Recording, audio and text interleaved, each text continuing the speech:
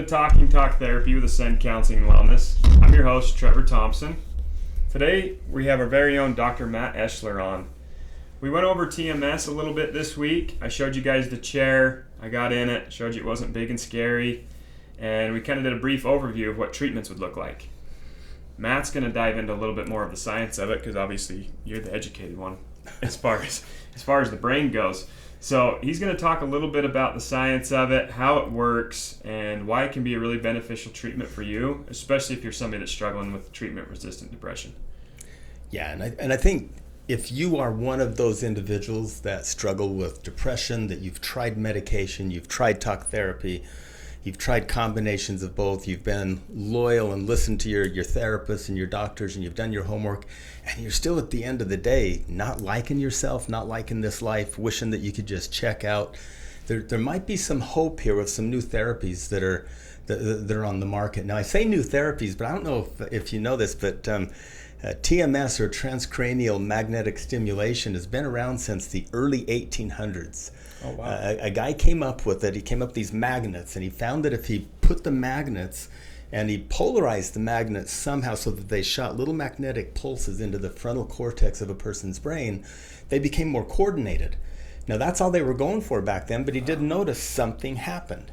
And then it kind of died off, and then electroshock therapy came in, and that was like kind of a wild train ride of like not just stimulating the brain, they would like shock the brain. And everybody that's watched One Flew Over the Cuckoo's Nest is scared to death of electric shock therapy. Right. So we don't want to even mention, we're not even close to that. We're not in the same family as that, but a lot of people get electric shock therapy and TMS confused and wonder if we're doing the same things. Right. So we're doing more what that guy in the 1800s did. We're just sending a little pulse into the brain for some very specific purposes. Does that make sense? Yeah, absolutely. And I think, for me, when I heard, you can get in a TMS chair, I'm thinking I'm getting shocked. Uh-huh. And I wanted to experience it because I wanted to tell people what it felt like. Yeah. And I remember being like, I'm getting the chair? Yeah. What is the chair? Like, that's never a good thing when you hear, we're going to give you the chair, Yeah. right? We all have watched a Western, and we know that that's bad. Yeah. Unless it's transcranial magnetic stimulation, then it's all good. It's relaxing, it's peaceful. It's just this tiny little massage that your brain's getting. Yeah, and it didn't feel very invasive. Mm-hmm. Like, it just felt like somebody was tapping me with maybe like a little pen or something. Uh-huh. And I remember said, being like, that doesn't feel bad at all. He said pen, not pin. Yeah, pen. Yeah, pen. Like somebody just tapped me with the tip of a pen. That's exactly what it is. Yeah. And you can hear it. It makes a little click noise, and it's not invasive.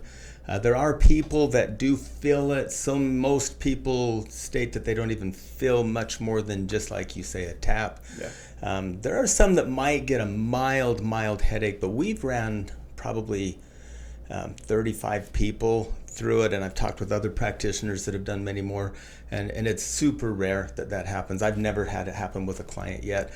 Had one client talk about some pretty negative side effects, but it turns out that was from his alcohol drinking, not from TMS, and it was completely unrelated. So just know that it's non-invasive, it's a magnetic pulse, and we target very specific regions of your brain. We'll put it up at the right or the left front of your brain, and it literally sends a magnetic pulse in, and it massages a part of your brain that's been sleeping or dimmed, or the transmitter is just not firing exactly right. And then on the other side of the street, there's a transmitter that's firing perfectly, but the receiving transmitter is not receiving it, so it just bounces off and bounces back, and that's where depression comes from. You have a brain that's wired with trillions of these neurons, and these neurons fire, and they're like, maybe you can put up on the screen a picture of a neuron, and then basically what it is it's like these tentacles that come out from a cell that fire neurotransmitters. These neurotransmitters carry a message to the other part of your brain to activate joy, or when you're at a funeral, it activates sad so you can cry at a funeral instead of giggle, and it activates giggle so you can laugh at a joke. And these neurotransmitters, when they work perfect, there's a sender and a receiver, and the sender sends perfectly and the receiver receives perfectly. Well, in a depressed brain, there's a bunch of these neurotransmitters that are not crossing the pathway correctly. And there's either not enough of them or there's plenty, but they're not being received, so it is that your brain is tricked into thinking there's not enough. And if it's like your dopamine levels are low or your serotonin levels are off the charts, all of a sudden you can't control your mood because of your chemistry.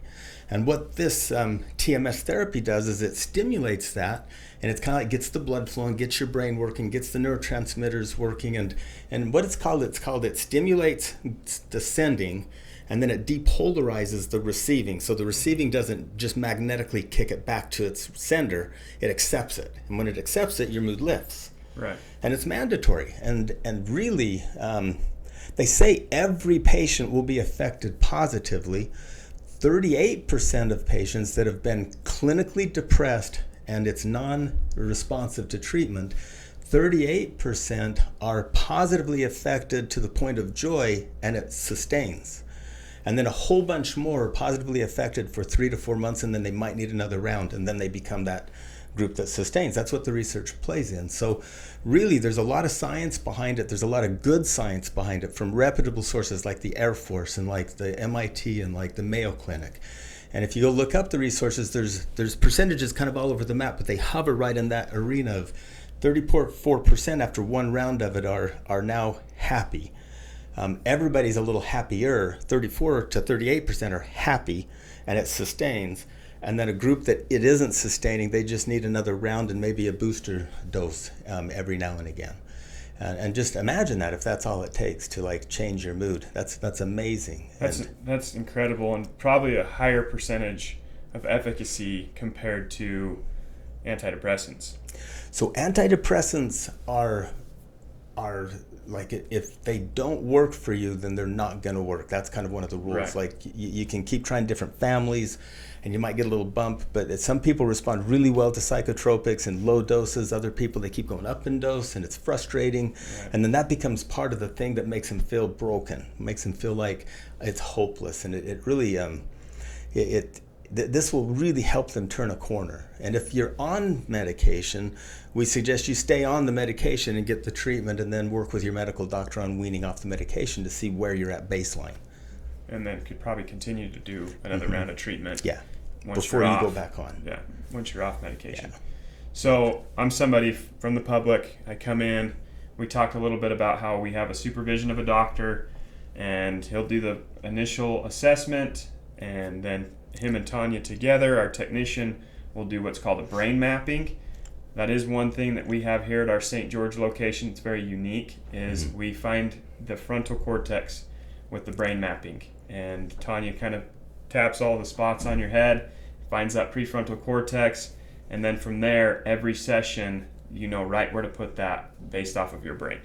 That prefrontal cortex is where these chemical neurotransmitters derive from. So you got these neurons all through the frontal cortex that is literally your window to the world. You're either going to see the world gray and dark or bright and cheerful.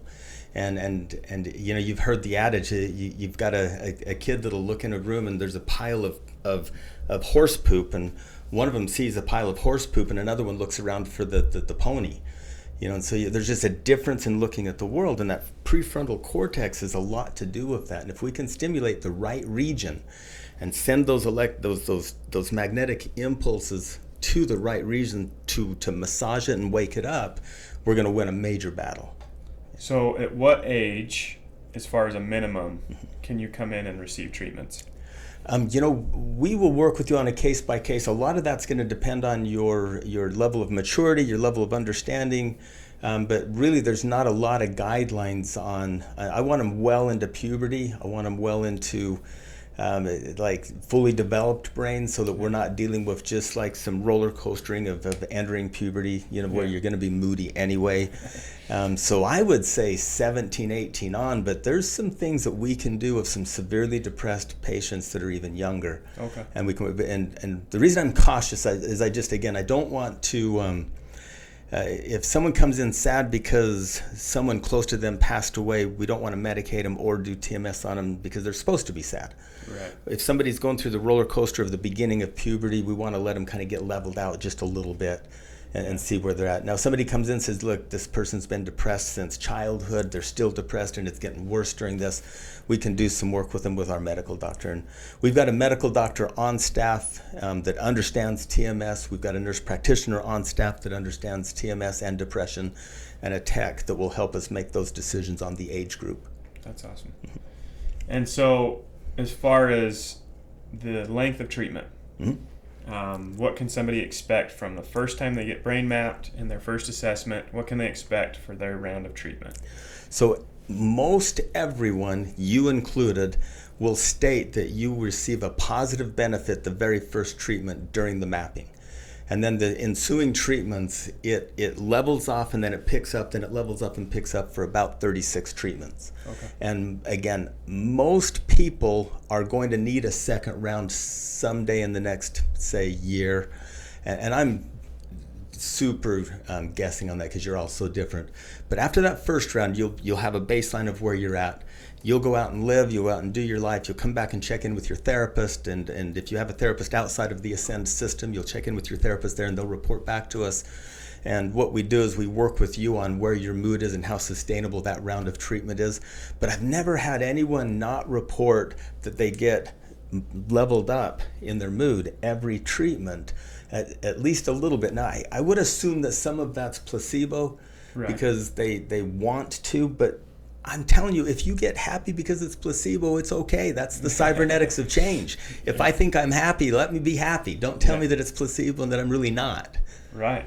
So we had a testimonial that recently came in, and she stated, at first she kept going, is this working? Is this working? And a lot of times I think somebody that's struggling internally with that is always checking in. They're always going, how am I today? How am I today? And she said it actually took her husband going, you're singing in the shower. You haven't sang in the shower They notice forever. it before you do. And so you might not notice it because sometimes it's really gradual, but the others around you might. And she was like, I got ready for work today. And I sang in the shower, and then it dawned on her because she hadn't been checking in because she was feeling okay. I think when you're not feeling okay, you check in. And she was feeling great, so she wasn't checking in. But then when she did check in, she was like, oh, I'm feeling great. So much how humans are. Like, positive change, after so long of struggling with it, you might question it, like, I don't know if I believe this.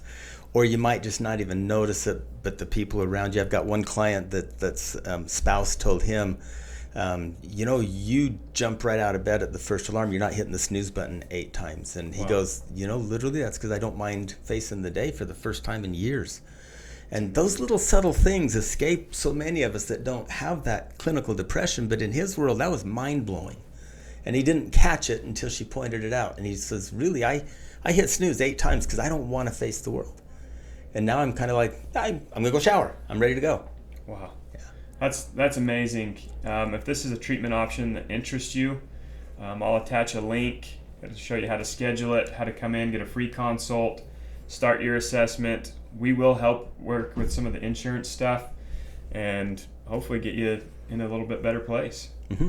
If any of you are struggling with treatment-resistant depression and you're frustrated and you're in therapy in the Ascend system, talk with one of our therapists. If you're outside of the Ascend health and wellness system and you've got a therapist out there in one of the other wonderful clinics in our town, tell them that you would like to get hold of us at Ascend Counseling and remind them that we're not going to take you as a client. We'll take you as a TMS client and send you right back to your therapist for your follow-up. And also, just as a quick, tiny warning, if you have maybe some issues with alcohol or alcoholism, we need to help you clean that up, because during the treatment, probably the only counterproductive thing that you can take in your system would be alcohol, because it increases the risk of some things that go on in your brain. So we want to get you moderately drinking to not drinking. Caffeine, if you're drinking like 8 Red Bulls a day, we want to get you down to just a cup of coffee in the morning or 1 Red Bull, because caffeine, again, is overstimulating your brain already, and we don't want you to come in, 2 Red Bulls in. And so there'll be some cautionary tales like that. Your medication that your doctor's prescribed, just maintain it as normal, but don't start new medications the day before TMS, but those that you're on consistently, stay on consistently. That's perfect. Okay. Thanks, Matt. I really appreciate the information. Hopefully you guys do as well. So thank you for your ongoing support and listening, and we'll talk to you soon. Thank you. Thank you.